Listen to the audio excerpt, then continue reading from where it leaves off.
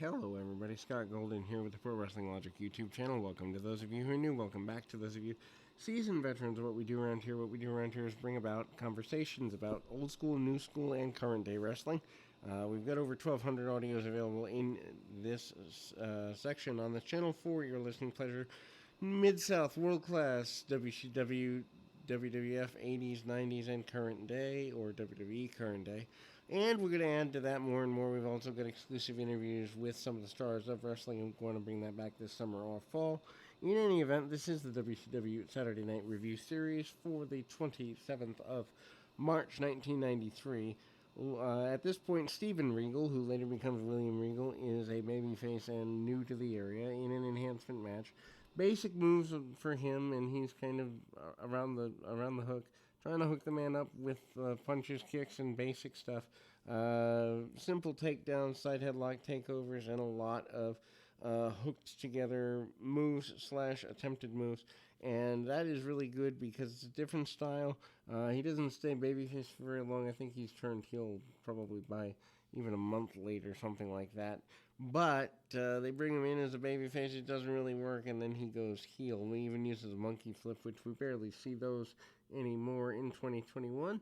And obviously Regal, trying to get every advantage he can possibly get, takes the man over and down and does everything he possibly can to get things going in his direction. Hangs on to a wrist lock a little bit longer than average and gets a interesting pinning combination after a series of kicks, almost like the yes kicks that Daniel Bryan uses back here in 1993. Double underhook suplex and gets pinning combination there. 1, 2, 3, and Regal is successful here in 1993 to open the show. We move quickly to a international interview segment with Davey Boy Smith, who goes to the UK.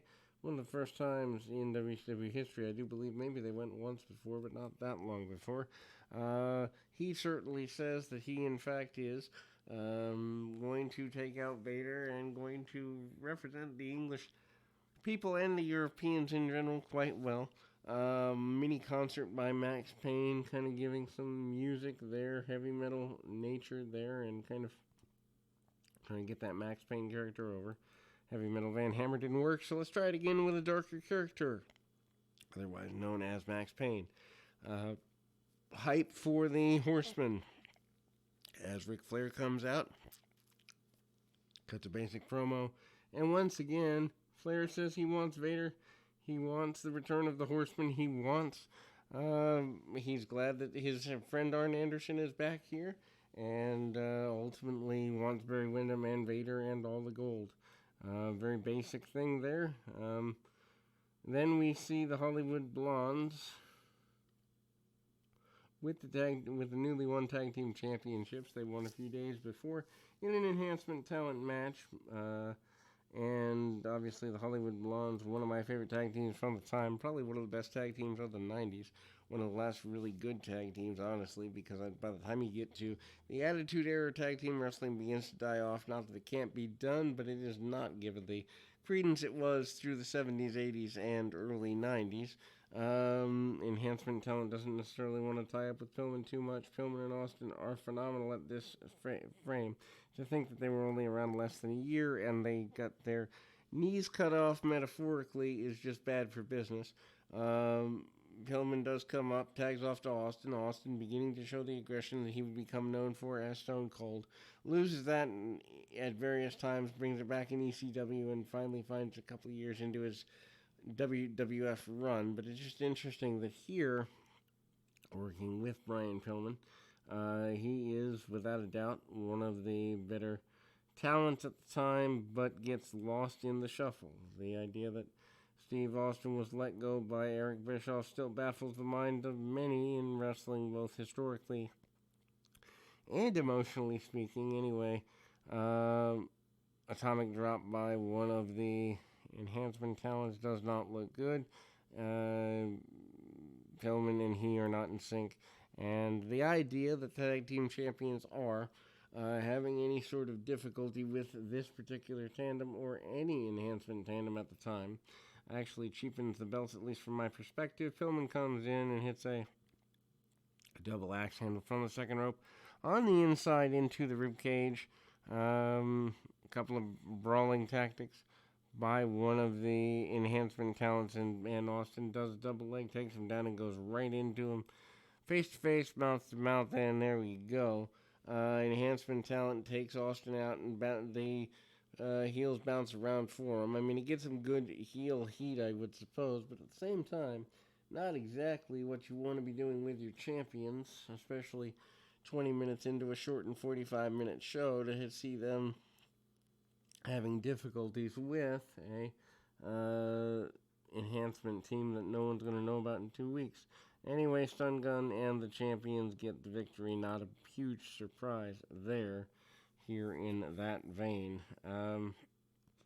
We go to another enhancement match this time with Van Hammer. Van Hammer basically paired off with another enhancement talent, brought back, and nothing really comes of the match. Van Hammer uses power because it's an enhancement guy. Sends him off, and they're trying to rehab Van Hammer, it seems, here because he's brought back. Hip locks, and the like. But again, enhancement talent gets more of a comeback, and Van Hammer does a bit of the no-sell thing, which doesn't bode well either for the way things are coming across. Van Hammer right up in the face of the camera trying to get an express, and the slingshot suplex and a victory for Van Hammer. Up here next, we go to another of the enhancement style matches. This time, Rick Rude is taking out yet another, as Bobby Heenan would call it, ham and egger challenger, and nobody of any major note. Rude barely takes the jacket off, gets a body slam on his adversary, and pulls the man up for another body slam. Rude obviously wants Dustin Rhodes and the U.S. title back.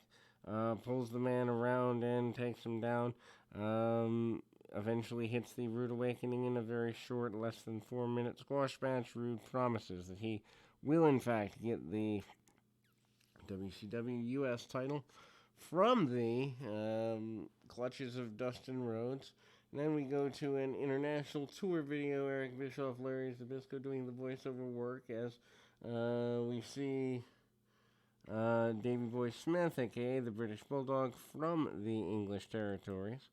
I don't necessarily know why you would pump a match with him and Vinny Vegas here, I guess to show the international nature of everything that's going on at the time. However, not particularly a fan of this particular approach because it seems to make Davey Boy Smith look more over than he is. Vinny Vegas is not exactly the person that you would put in there with him if you're trying to highlight his best stuff.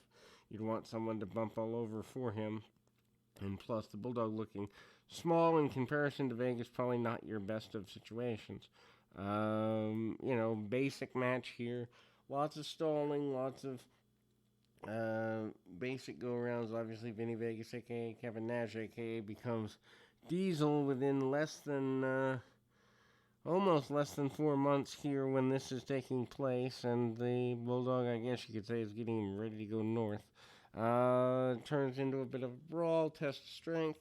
Bulldog comes out ahead of that, even though it doesn't make logical sense for him to, even though he's a babyface, but whatever.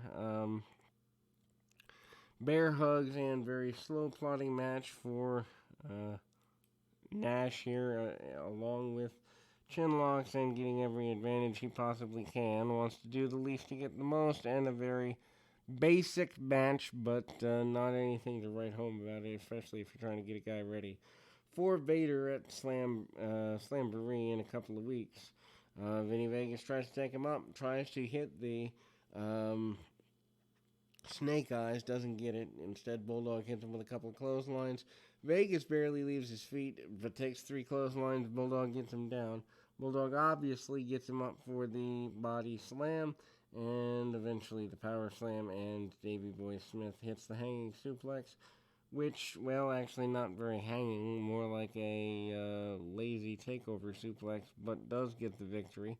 Dustin Rhodes does admit that he is ready to go, with Rick Rude whenever it's absolutely necessary. Then we go into a match with Paul Orndorff. Orndorff has been pretty well featured over the last 6 months.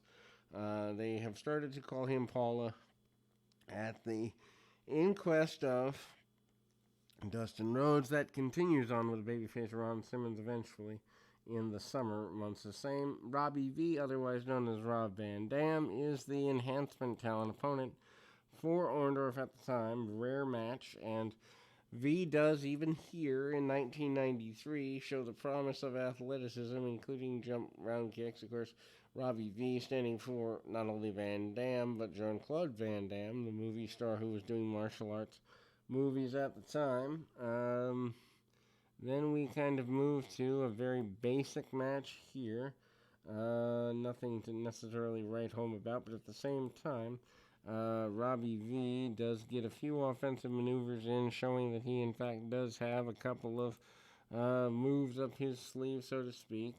Orndorff eventually does get the victory, kind of lost in between feuds, but does move on to eventually, in the months to come, become your television champion. Orndorff not exactly willing to take too many backward steps here, but does manage to get Robbie V taken down. Orndorff eventually hits the pile driver, and that is all she wrote for that particular contest. Orndorff does manage to go a couple of more years before retiring into an agent role because of neck injuries. Van Dam does get a couple of spinning leg kicks and the like before getting obliterated with the pile driver and a 1-2-3, and that is it for this particular edition. We will be back hopefully with more of these today. We got over 1,200 audios for you to check out, so a bunch of stuff, a bunch of cool stuff. Until next time, keep your feet on the ground, your mind in the moment. Until next time, everybody.